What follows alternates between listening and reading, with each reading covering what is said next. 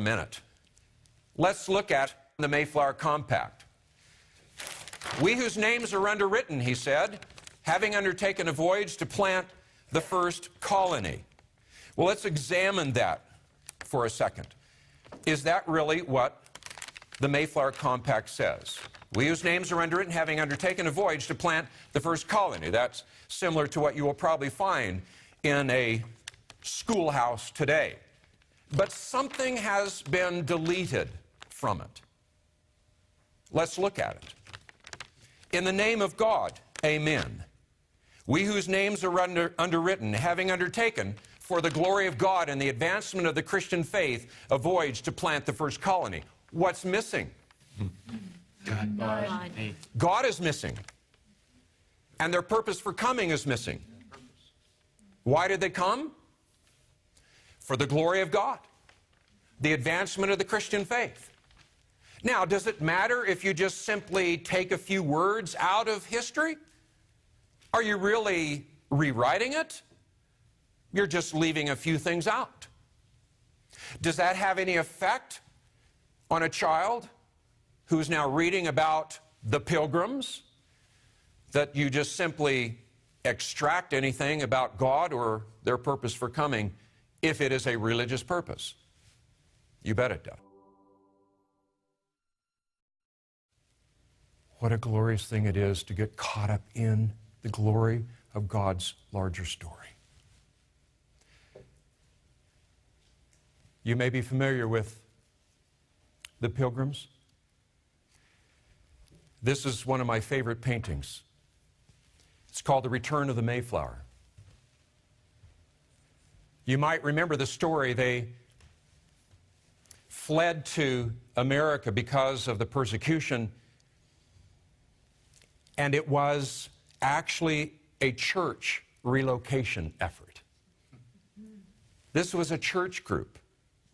Somewhere among their number, they began with this sense that God was calling them to go to America for the glory of God, for the advancement of His kingdom, as we read.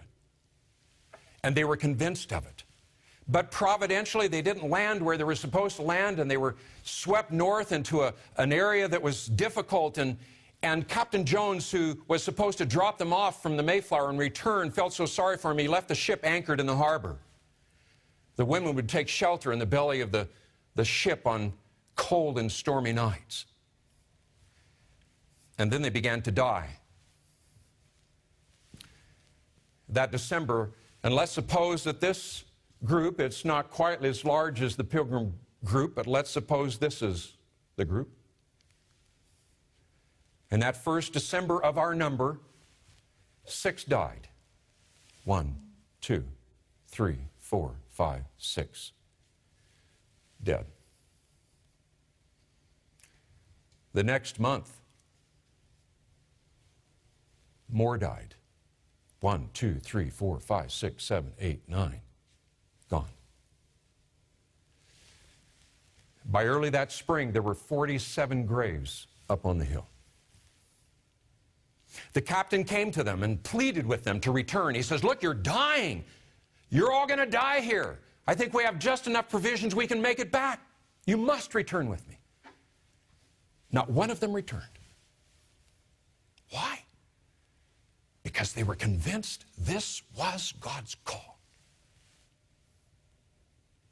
Bradford wrote of them, he said, these things did not dismay them, though they did sometimes trouble them, for their desires were set on the ways of God and to enjoy His ordinances. But they rested on His providence, and they knew whom they had believed.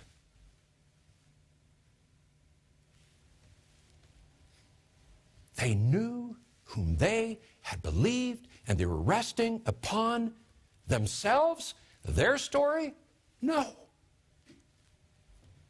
Bradford wrote, last and not least, they, the Pilgrims, cherished a great hope and inward zeal of laying good foundations, or at least of making some way towards it, for the propagation and advance of the gospel of the kingdom of Christ in the remote parts of the world, even though they should be but stepping stones to others in the performance of so great a work.